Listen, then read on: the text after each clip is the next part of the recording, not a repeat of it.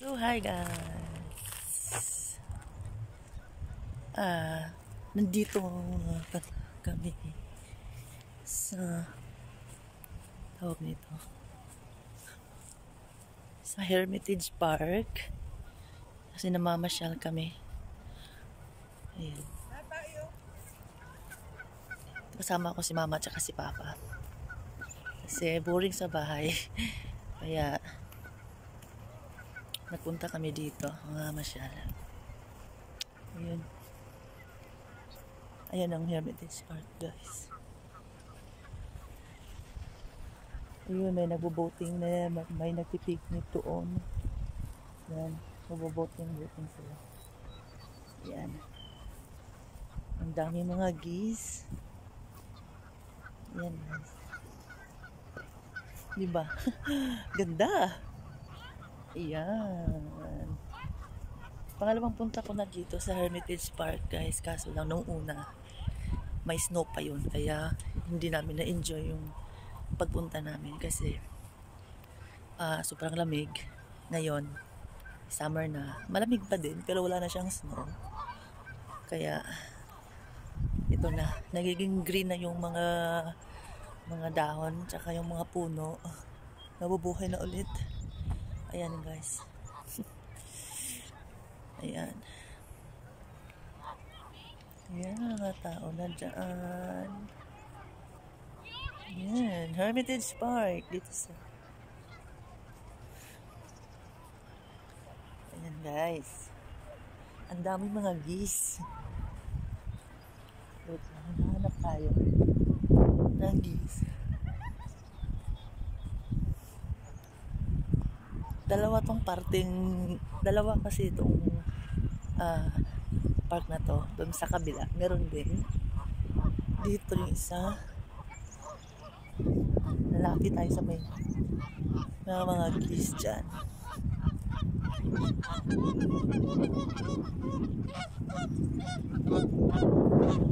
Mga lumilipad na geese, ang dami. Ayan. Ayan, may mga boating na. Ayan.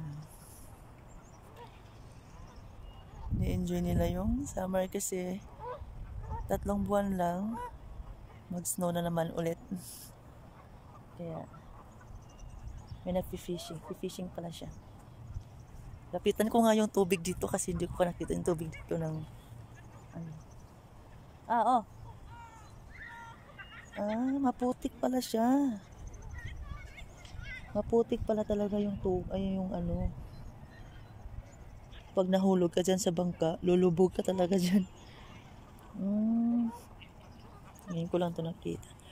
Puntahan ko yung ano, yung geese. Daming taki ng geese. Ayan. Ganda ng view. Yarn. Mainit siya guys, masilaw. Pero malamig.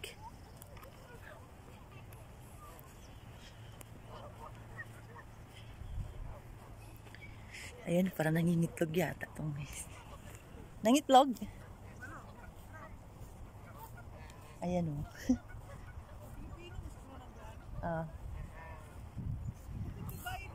Mga ko ne? Nangitlog? Mahagbong sa dagat tubig ng yung itlogan eh. Ayan guys. Kita nyo ba? Yung asa na, yung geese yan. Nangingitlog yata. Madaming itlog dito guys, kaso lang yung iba. Pag may makakita, kunin nila. Ayan pa. Ayan. Isang geese.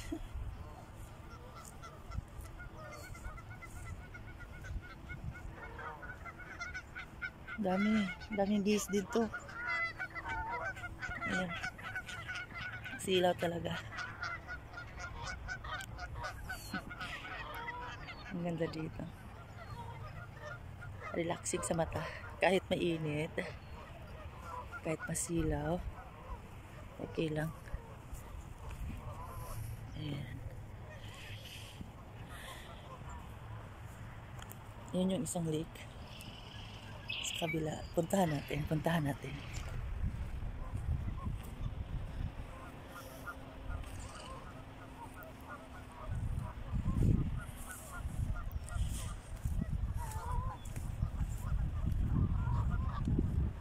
Ayan yung isa. Yung isang lake na to.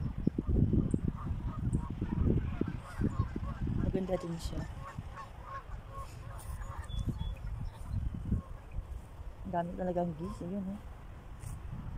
Daming nagpipiknik. Ayan. So tuwing nag-snow, itong tubig na to, nagpo-frozen yan lahat. Frozen yan dyan. Uy! At may ano pala. Parang may ano, tumutunog na ibon. Ito yung klase ibon yun.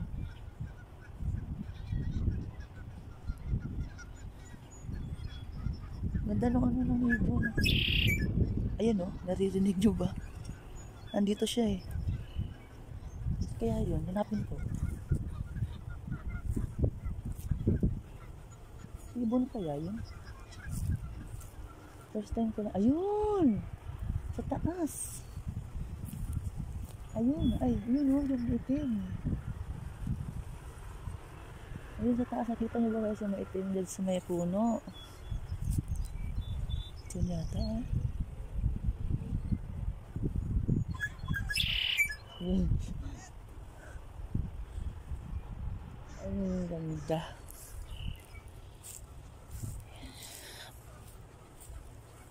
Guys.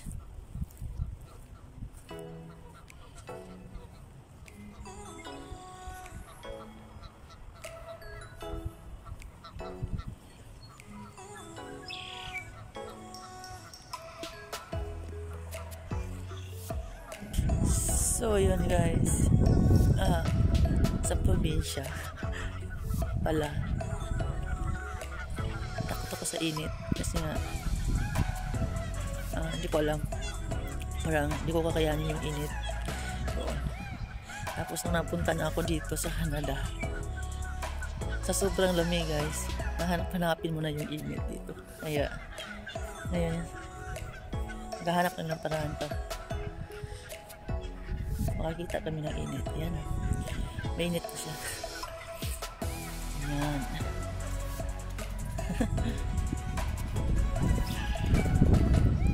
Lamig. Wala kayang ano dito, buhaya ang biglang tumatalo na lang dyan. Ganda ng view. Ayun, may naliligo pala ng mga ano, yung mga baby, may ano, maliit na hilo. Basta hangin. Lamig. Ayan. Ito yung view niya, guys. Sa Hermitage Park ito. Malapit na to sa amin. Pwede na nga lang kung ano, nakarin, kaso malamig yung hangin. Kaya masakay na lang kami. So yun na nga guys. Yan. Dalawang guys.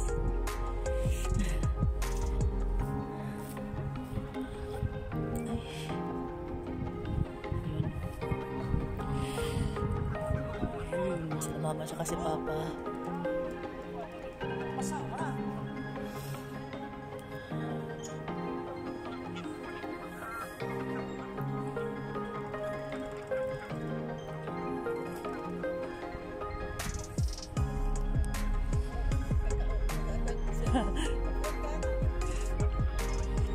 Dahil ang tula.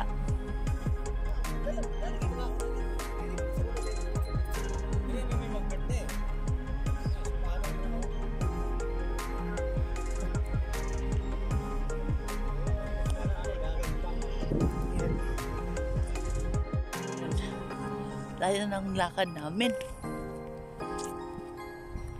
Doon tayo sa may ayun. Pupunta kami dun sa may sa may tignan to, daanan ng train, yung sa ilalim ng tulay ng train. Pupunta kami. Ayun.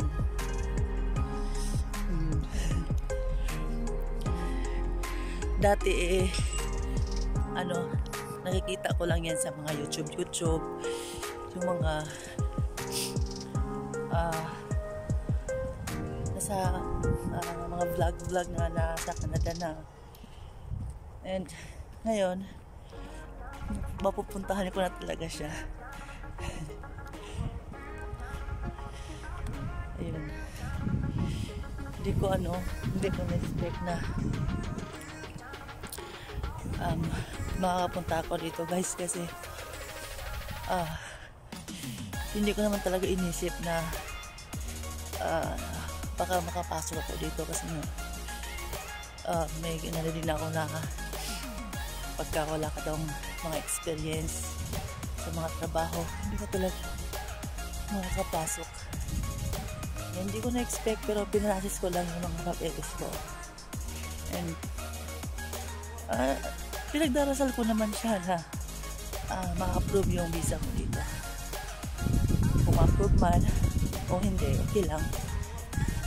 Kasi may mga pamilya din ako sa Pilipinas na naiiwan ko doon. Kawawa naman din. Kaya okay lang. Pero sa awa ng Diyos, nakakapasa naman din. Kaya nandito na ako ngayon. Ito, i-enjoy na lang natin yung Canada, guys. Kasi sa Pilipinas sobrang init ngayon. So dito tayo magpapalamig. Sobrang lamig. Ganda. Ganda na nila, diba? Hindi ko ito nakikita sa Pilipinas. Ganda ng kulay.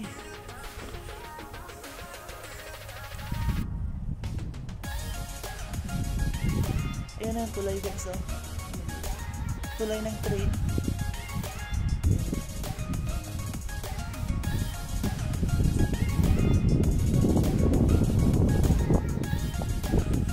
Yun, guys. Malapit na sa may bridge. Nagdadaanan ng train. Malapit na kami. Ayan. Tignan natin kung anong nandun sa ilalim mismo ng bridge na yun.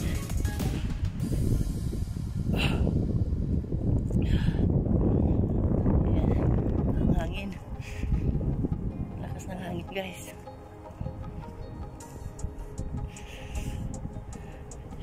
Ayun, sa mga nagpaplano pa lang pumunta ng Canada,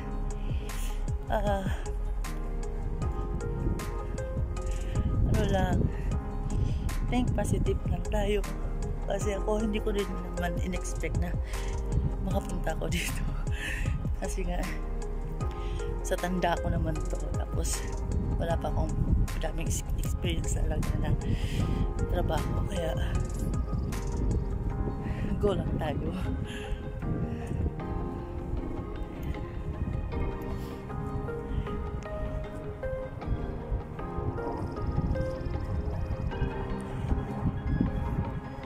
Lapit na, guys.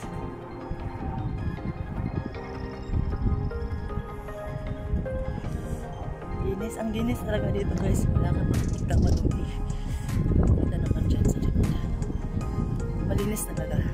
Kasi sa ibang hangin. Ayan. Talagang wala kang masabi na bad reason dito sa ayan,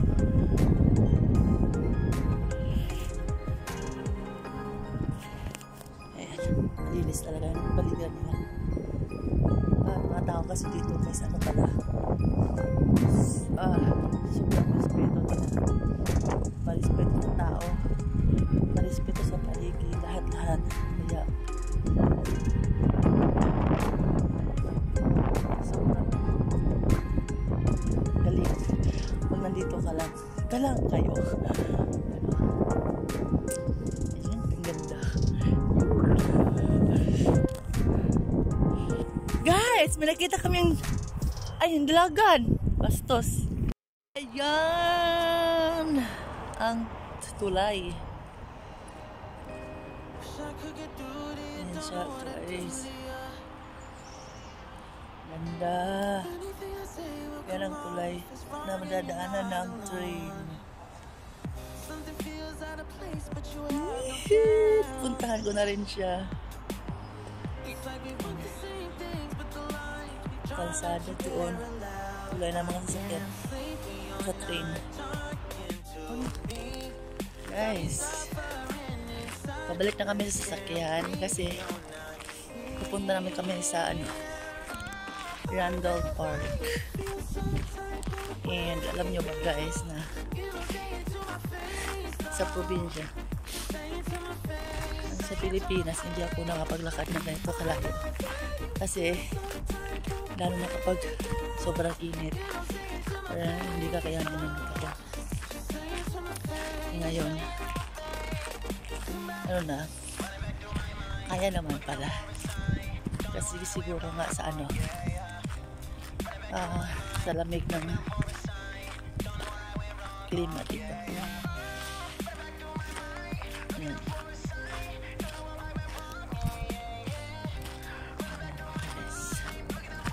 Ayan yung lake. Ayan yung lake.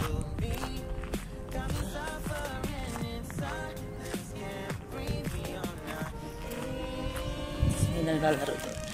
Ayan. Doon kami doon. Kasi ito naman kami sa kabila niya. Ayun, may train na. Ayan guys, may train na siya dumadaan. Ayan. Haba ng train guys, mahaba yan kapag ka na timing na nasa kalsada ka. Pag naabutan ka ng train, tsak malilate ka sa haba ng train na yan.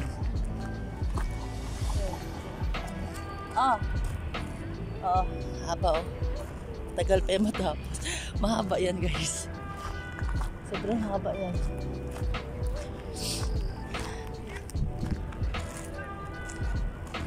Train yung dumadaan dyan. Ayan na kami kasi malayo pa dito.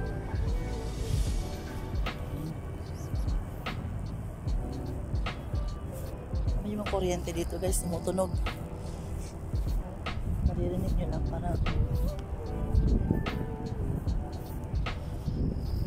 yung mga laro nila.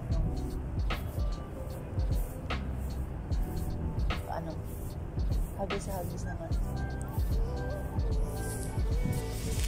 Ayun yung train.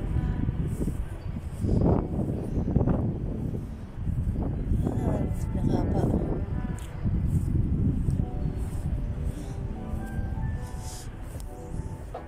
Nalalaro siya dito. Hagis. Ayan.